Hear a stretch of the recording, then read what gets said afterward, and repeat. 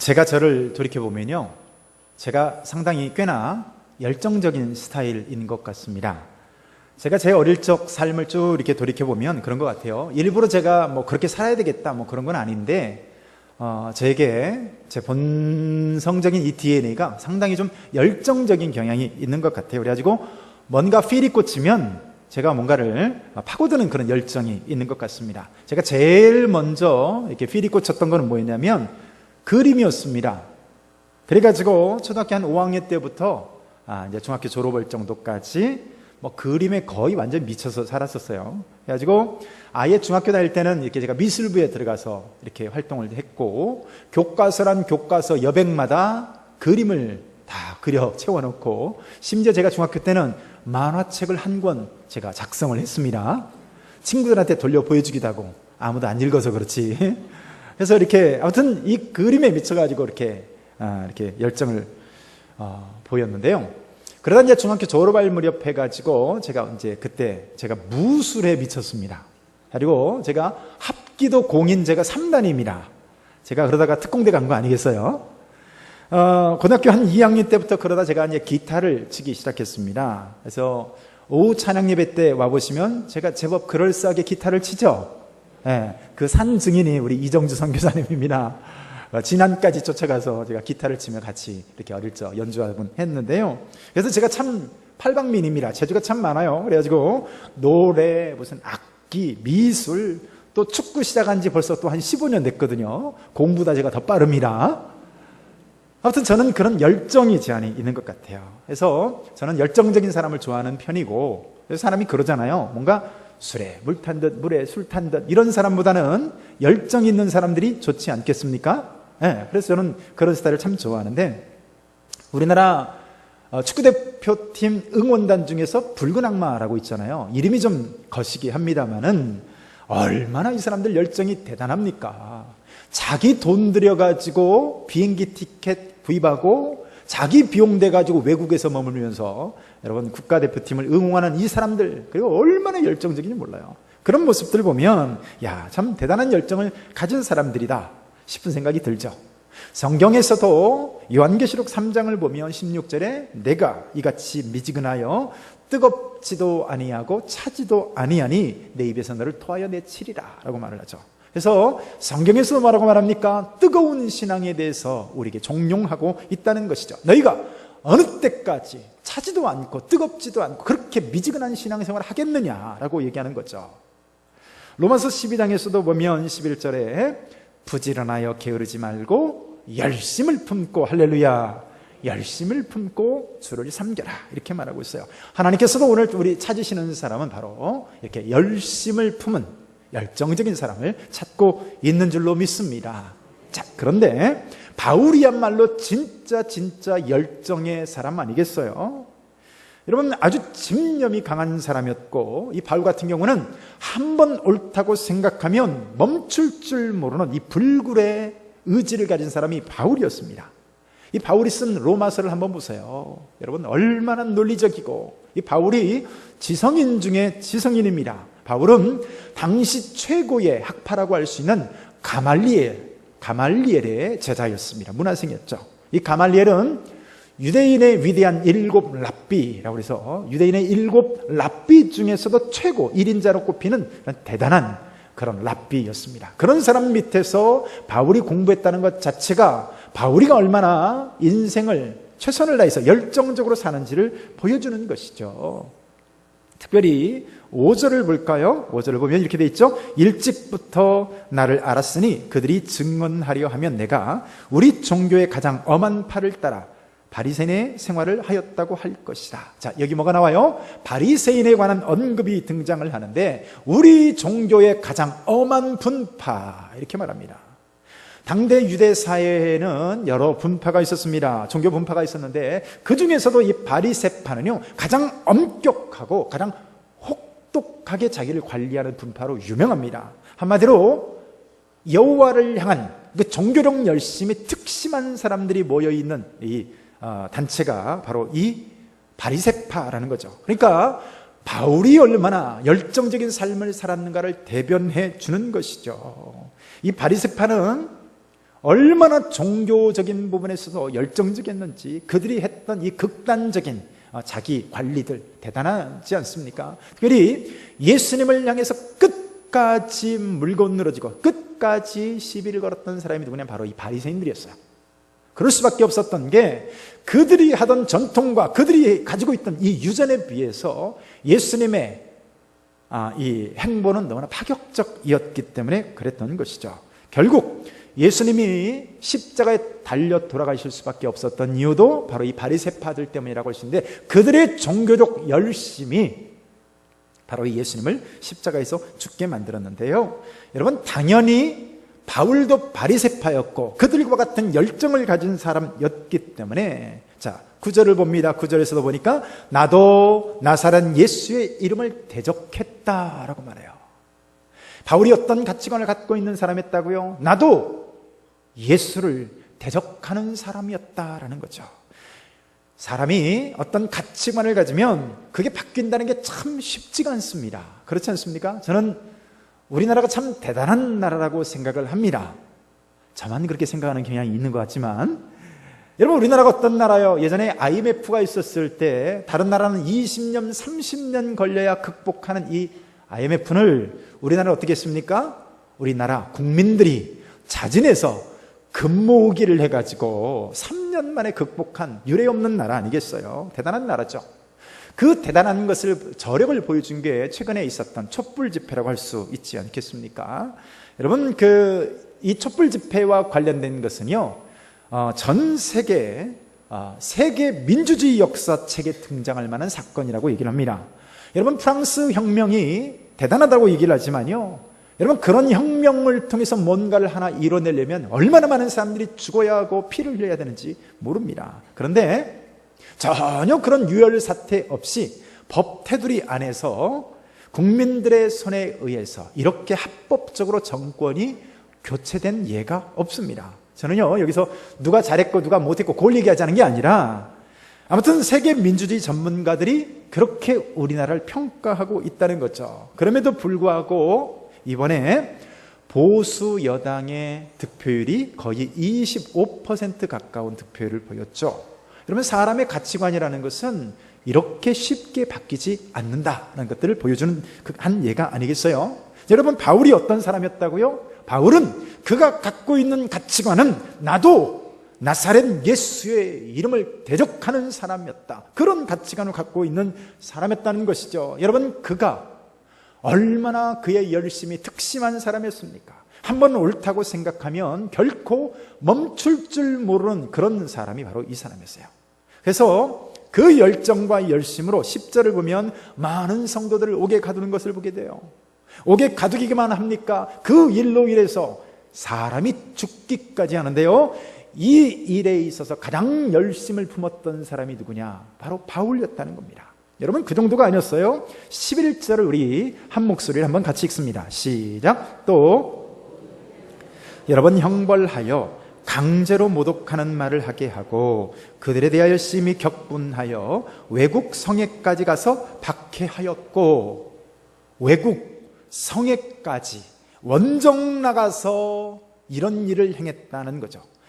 여러분, 사도 바울이 선교하는 데 있어서 바울을 가장 힘들게 했던 사람이 누구냐? 바로 이방인들이 아니라 그들의 동족 유대인들이었습니다. 그 사람들이 사도 바울이 가는 곳마다 따라다니면서, 심지어 수백 킬로미터를 따라다니면서 이 바울을 박해하고 가장 힘들게 합니다. 그런데 이 모습이 바울에게 있어서 참 씁쓸합니다. 이유가 뭘까요?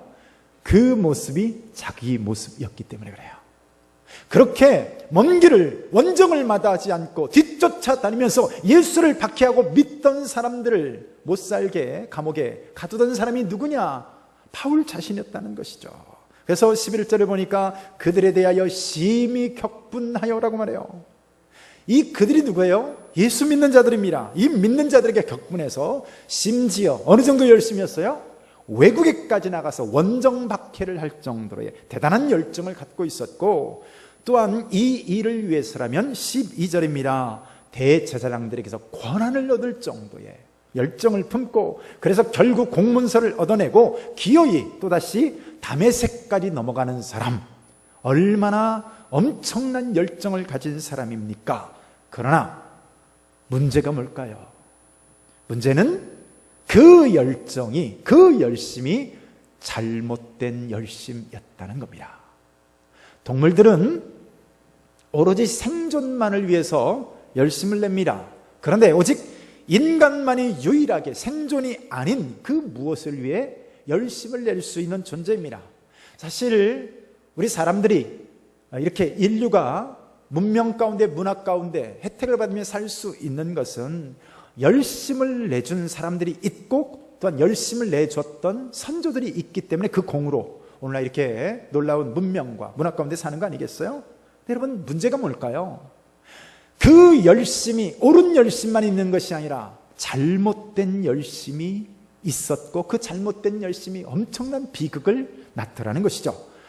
히틀러의 광기가, 그 광기 어린 그 열심이 유대인 600만의 생명을 앗아갔어요. 히틀러 당시에 독일은 기독교 국가였습니다. 그렇기 때문에 그 독일 나치스들은요, 예수님을 십자가에 못 박은 이 유대인들을 용서할 수가 없었어요. 그렇게 해서 나온 괴물이 누굴까요? 바로 히틀러였고 나치 정권이었습니다. 여러분, 히틀러는 중세 십자군 마크를 활용해서 나치의 깃발을 만듭니다. 그리고 인공청소, 인종청소라는 명목으로 600만 명이나 되는 사람들의 생명을 학살하는 거죠. 어떤 열심입니까? 잘못된 열심이라고요. 2007년 4월 18일 날 수요일날 오전 10시 터키에서 3명의 그리스도인이 순교하는 참 참담한 일이 일어났습니다. 독일의 틸만 선교사와 터키의 네자티 목사, 그리고 우르 형제, 이 세 사람이 처참하게 죽임을 당합니다. 자, 이런 짓을 한 사람은 이슬람을 믿은 모슬림 5명의 청년들이었는데요.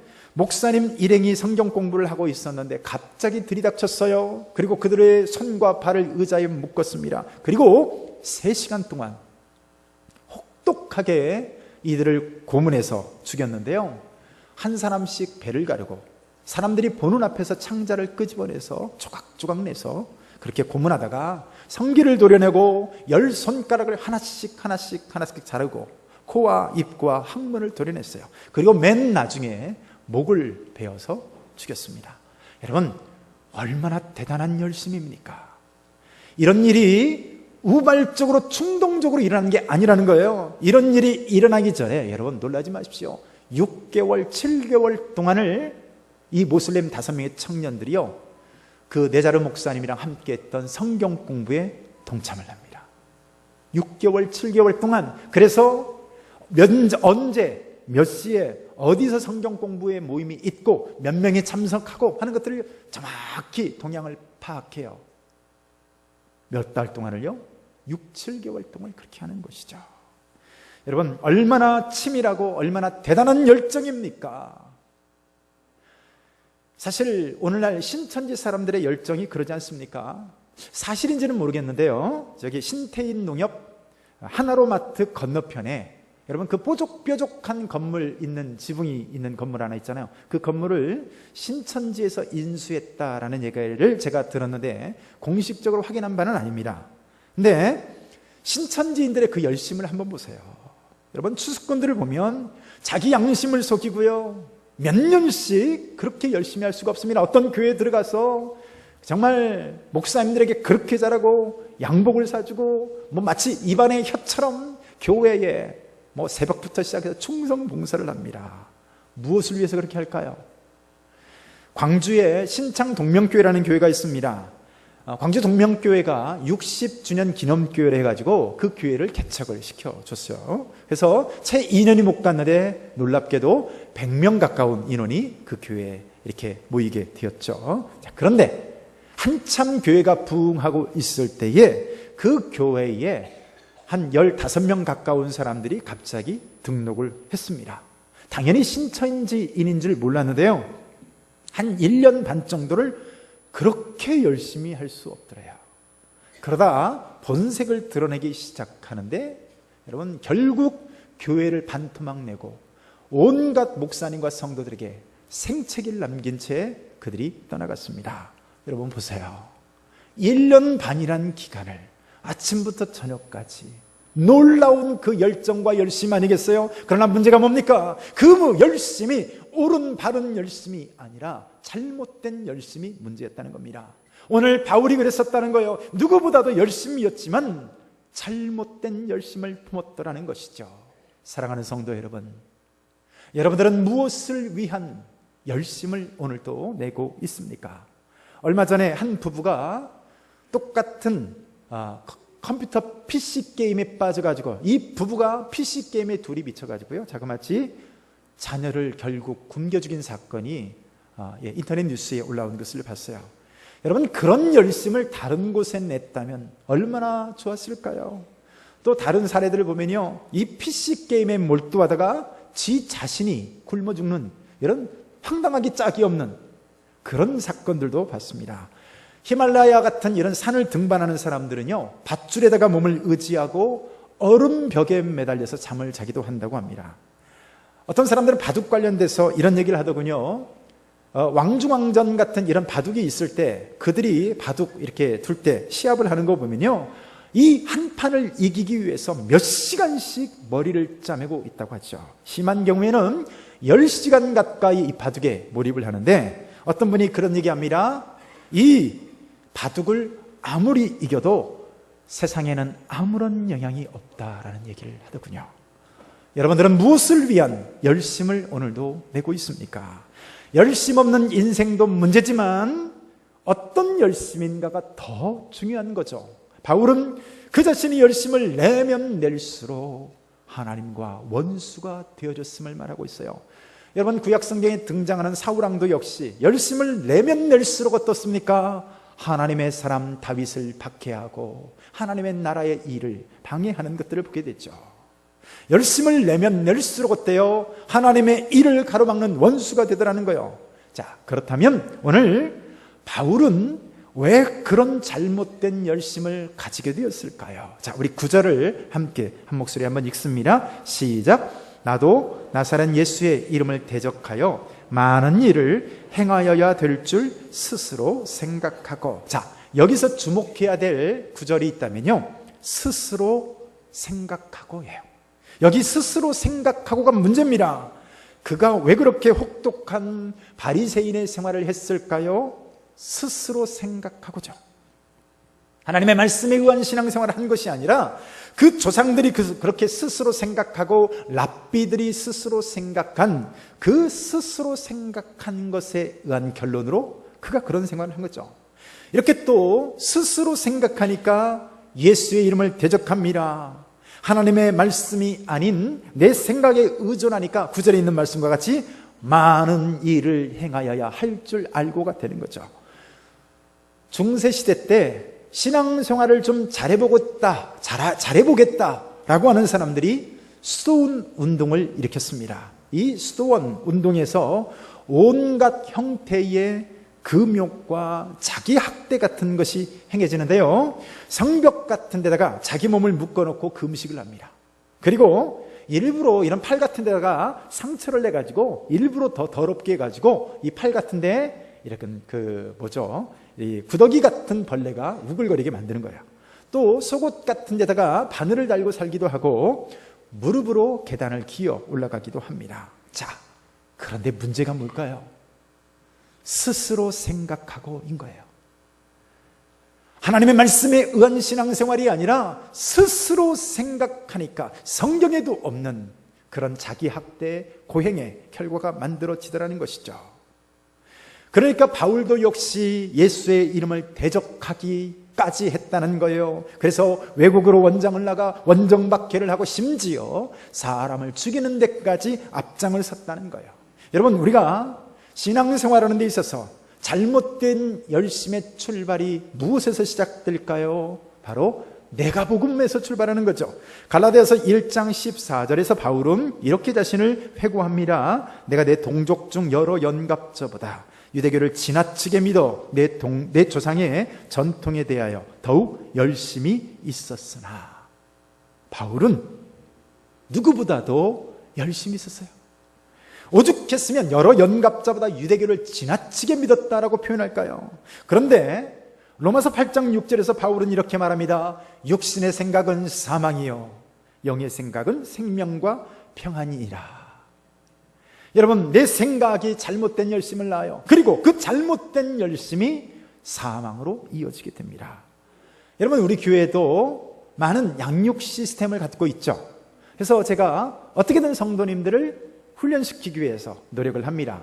조금 전에도 2단계 양육과정, 10명 가까운 분들, 12명 가까운 분들이 수료를 했습니다. 할렐루야. 예전에 있던 교회에서요, 어떤 집사님이 이렇게 교육받으라고 하는데 이리 뺀질 저리 뺀질 되면서 도망다닙니다. 그러면 저는 또 어떨까요? 제 얼굴 생긴 걸 보세요. 한 번 물면 안 놔준다. 진돗개 법칙 해가지고요. 그 집사님은 끝까지 물고 쫓아다니니까 한 번은 저한테 그런 얘기하더라고요. 목사님, 저 이사 가야 되겠습니다. 그래서 이 집사님 왜 이사 가려고 하세요? 훈련받기 싫어서 이사 간다고 그런 얘기를 하는 거야. 여러분, 우리 교회 남아있으면 둘 중에 하나입니다. 훈련받든가 이사 가든가. 근데 여러분, 왜 그렇게 가르치려고 할까요? 내 생각으로 신앙생활 하지 않게 하기 위해서입니다. 내 생각에는, 여러분, 구약 성경에 나오는 아람 나라의 군대 장관 나아만이 내 생각에는 그런 얘기를 합니다. 열왕기하 5장 11절을 보면요, 나아만이 노하여 물러가며 이르되 내 생각에는 그가 내게로 나와 서서 그의 하나님 여호와 이름을 부르고 그의 손을 그 부위에 흔들어 나병을 고칠까 하였노라. 여러분, 나아만 장군이 엘리사에게 와서 기도를 받고 고침을 받기 위해서 왔다가 시험이 들었습니다. 화가 잔뜩 났어요. 근데 왜 화가 나고 왜 잔뜩 시험이 들었어요? 여기죠. 내 생각에는 이 문제인 거예요. 분명히 하나님의 말씀이 엘리사를 통해서 이 나아만에게 분명히 전달됐어요. 여러분, 그럼 어떻게 하면 됩니까? 화가 날 일이 뭐가 있어요? 하나님이 말씀하신 대로 그냥 요단강에 가서 7번 씻으면 되는 거예요. 근데 뭐가 문제예요? 내 생각에는 이 나만의 얘기가 문제죠. 저도 요단강을 가봤습니다. 요단강 가보면요, 첫째, 물이 참 더럽습니다. 참 지저분해요. 노란 흙탕물이 흘러오고요. 그리고 두 번째로 참 시원찮게 생겼습니다. 좁아요. 그래서 뭐 이렇게 그럴 수는 없지만 훌쩍 건너뛰면 왠지 건너뛸 것 같은 슬쩍 유혹이 듭니다. 그렇게 좁다고요. 그러니까 그런 강에 가서 7번 씻으라고 그러니까 나만 장군이 우리나라에 이런 강 저런 강이 없더냐. 그런데 이런 쓰레기 같은 강에 7번 담그라고? 뭐죠? 내 생각에는 인 거죠. 여러분, 우리 교회에서도요, 성도님들이 신앙생활하는 데 있어서 사람들이 왜 시험에 들까요? 이것 때문에요. 내 생각에는 인 거죠. 똑같이 설교를 합니다. 그렇죠? 제가 지금 똑같이 설교하고 있지 않습니까? 네. 어떤 사람은 이 설교를 들으면서 웜에 은혜스러운 것 하는 사람이 있는가 하면 어떤 사람은 그 설교를 들으면서 시험에 듭니다. 왜 시험에 들까요? 내 생각에는 이 필터를 가지고 설교 말씀을 들으니까 그런 거예요. 오늘 바울도 역시 내 생각 때문에 잘못된 열심, 잘못된 종교 생활을 했고 이로 인해서 주님으로부터 어떤 말씀을 결국 듣습니까? 26장 14절 말씀이죠. 우리 한 목소리 한번 읽습니다. 시작. 우리가 다 땅에 엎드러짐에 내가 소리를 들으니 히브리 말로 이르되 사울아 사울아 내가 어찌하여 나를 박해하느냐 가시체를 뒷발질하기가 내게 고생이니라. 예, 분명히 바울은 지나칠 정도로 열심을 품었는데 그 결과가 뭐예요? 주님을 박해하는 것이었습니다. 여러분, 얼마나 억울할까요? 저는 제일 억울한 사람이 누구냐? 하나님 모르는 사람이 아니라 이렇게 잘못된 열심을 품고 신앙생활을 하는 사람이 제일 억울하다고 생각해요. 왜요? 어차피 하나님을 모르는 사람들은 지들 마음대로 하고 싶은 대로 하고 살다가 가니까 문제가 아니지만 잘못된 열심을 품는 사람은 얼마나 억울합니까? 그래서 오늘 바울이 9절 이하의 말과 같은 얘기를 하는 거죠. 나도 대적하였다. 나도 누구보다도 열심히 했고 나도 오늘 나를 고소한 유대인들처럼 그리스도를 박해했었다라고 얘기하는 거죠. 그래서 본문 8절을 보면은요, 당신들은 하나님이 죽은 사람을 살리심을 어찌하여 못 믿을 것으로 여기나이까. 여러분, 바울이 앞서서 이 모든 말을 했던 이유가 등장합니다. 왜 이렇게 시시콜콜하게 자신의 과거 일들을 쭉 얘기할까요? 바로 8절을 위해서입니다. 아그리빠 왕에게 하는 말이에요. 여러분, 이 아그리빠 왕은 베스도나 벨리스와 총독과는 다른 사람입니다. 이 아그리빠 왕은 헤롯 가문 사람이고 헤롯 사람들은 에돔 지파입니다. 그래서 유대인들과 같은 한 뿌리입니다. 그래서 유대인의 종교에 대해서 누구보다도 잘 아는 거예요. 그런데 바울이 뭐라고 말합니까? 나도 예수님의 부활을 목격하기 전에는 당신과 같았고 바리새인들과 같았고 심지어 사람을 죽이고 원정 박해를 할 정도로 그렇게 지나친 예수를 핍박하는 열정을 가졌던 사람이었다는 거예요. 여러분, 오늘 바울이 예수님의 부활을 언급하고 있는데요, 여러분, 이 예수님의 부활은 바울의 모든 삶의 내용에 대해서 정당성을 부여해 주는 겁니다. 또한 예수님의 부활은 예수님이 하셨던 황당한 모든 주장에 대해서 전부 다 정당성을 부여해 주는 거예요. 예수님이 어떤 주장을 하셨죠? 내가 곧 길이요 진리요 생명이니 나로 말미암지 않고는 아버지께로 올 자가 없다. 나는 부활이요 생명이다. 나를 영접하는 것이 곧 하나님을 영접하는 것이다. 심지어 나를 본 자는 이미 하나님을 보았다. 여러분, 얼마나 황당한 얘기예요. 그런데 여러분, 예수님의 부활이 사실이라면 이 모든 예수님의 주장에 대해서 하나님이 정당성을 부여해 준 것이 되는 겁니다. 마찬가지예요. 누가 이 바울의 삶을 이해하겠습니까? 결혼도 하지 않고 30년 가까운 세월을 수많은 곳을 다니며 복음을 전합니다. 어느 곳 한 군데 환영하는 사람이 없어요. 가는 데마다 왜 맞고 돌에 맞고 자기를 죽이려는 사람을 만납니다. 그런데 만일 부활이 없다면 바울은 한낱 미친 겁니다. 그저 한낱 사이비 광신도에 불과한 거예요. 그런데 여러분, 그래서 고린도전서 15장 19절에서 뭐라고 말합니까? 만일 부활이 없다면 모든 사람 가운데 우리가 더욱 불쌍한 자니라. 그런데 여러분, 바울은 역설적인 얘기를 하고 있는 거예요. 그런데 예수님의 부활이 사실이었다는 겁니다. 바울은 부활하신 예수님을 만났어요. 그래서 오늘 본문에서 말하고 있는 것과 같이 누구보다도 예수를 증오하던 사람이 그 예수의 부활을 증거하는 사람이 되었다라고 주장을 합니다. 여러분, 부활하신 예수님이 바울이 실제로 그 예수님을 만났다라고 하는 여러분, 이 사실은요, 어떤 학자들도 진짜로 바울이 부활하신 예수님을 만났다는 이 논리 외에는 이 바울의 변화를 설명할 수가 없습니다. 어떤 학자들도 명쾌하게 설명할 수 있는 학자를 저는 만나보지를 못했어요. 여러분, 이 말이 무슨 얘기인지 아세요? 나도 그렇게 잘못된 열심을 품었고 나도 그렇게 잘못된 열심으로 예수를 핍박했고 저 사람들과 같이 지금 나를 고소하는 저 사람들과 같이 돌을 들고 예수 믿는 사람들을 박해했던 나였지만 아그리빠 왕이여 들으소서, 그 예수가 부활했나이다. 이 말을 하고 싶었던 것입니다. 할렐루야. 여러분, 이 바울은 부활하신 예수님을 만난 이후에 그의 열심의 본질이 바뀌었습니다. 예수를 박해하던 잘못된 열심에서 성경대로 죽으시고 성경대로 살아나신 이 예수님을 증거하는 성경적 열심으로 바뀌었습니다. 할렐루야. 오늘 여러분들의 열심은 어떤 열심입니까? 혹시 내 생각대로의 잘못된 열심으로 오늘도 교회 안에서 열심을 품고 있지 않는지 돌아보시길 바라요. 이 잘못된 열심이 나를 시험에 들게 만듭니다. 그리고 나를 하나님의 나라를 방해하는 하나님과 원수되게 만든다는 사실입니다. 사랑하는 성도 여러분, 오늘 바울과 같이 하나님의 축복하시는 이런 성경대로의 열심을 품으시는 저와 여러분들의 시기를 축복합니다. 우리 한 목소리로 한번 기도할까요? 오늘 기도할